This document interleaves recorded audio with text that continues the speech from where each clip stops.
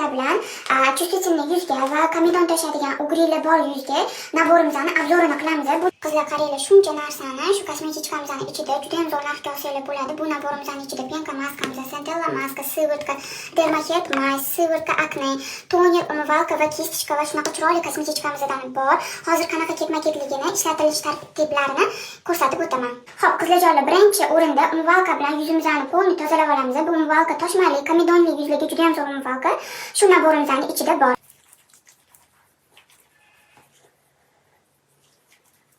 Qizlarjonlar, men umyvalka bilan yuzimni yuvib bo'ldim. Umyvalkamiz bittada tushlarni ham yechib beradi. Juda ham zo'r umyvalka. Umyvalkadan keyin penka maskamizni qilamiz. Penka maskani yuzga qarab 5 minut yoki 10 minutgacha ushlaymiz. Vaqt ko'rinishida surib olasizlar butun yuzingizga. Buni hozir 10-15 minut yuzimizda qoldiramiz.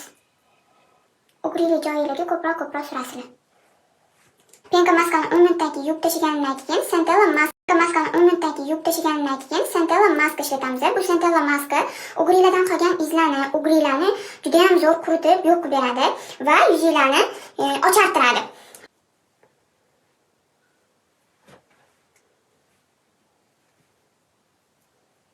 Centella maskamizni ham surib olganimizdan keyin 15 minutdan keyin oddiy suvga yuvib tashlaymiz. Sizlar 15 minut o'tdi. Bir xil maskalarni yuvish juda ham qiyin. Shunda bizda shunaqa salfetkalarimiz bor. Olib ishlatsanglar bo'ladi. Bittada artib olasizlar, zo'r yuviladi. Bizlar Centella maskamizni artib oldik. Artib olgandan keyin yuzim yaltirashini ko'rasizlar. Bundan keyin biz tonerda yuzimizni artamiz. Tonerda xohlasanglar qo'lga, xohlasanglar vatningizni qoqsanglar bo'ladi. Tonerimiz ham juda ham zo'r tinchlantiradi yuzni, imенно toshmali yuzlarga juda ham zo'r. Tonerdan keyin ikki xil sivırtka ishlatamiz. Bu sivırtkamiz imенно ugrili yuzlar uchun, komedonlarga juda ham zo'r. Gyaluronka namlantiradi, oziqlantiradi va yuzga mezoterapiya effektini ham beradi. Uni aralashtirib olamiz. Ikkita sivırtkani ozgina bundan olib, polni yuzimizga suramiz.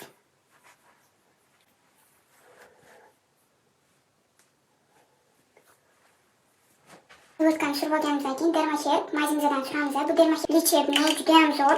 Hamma uyda bitta bo'lishi kerak. Bu mazimizni imенно juda ham iringli ugrilarni, toshmalarni va u joyda masalan yara bu narsa chaqsa, o'shalarga ham ishlatsanglar bo'ladi. Dermaket mazimizni bitta olib ishlatib ko'ringlar, juda ham zo'r. Haftada 3 marta yoki 2 marta nashno kremi o'rniga ishlatsanglar bo'ladi.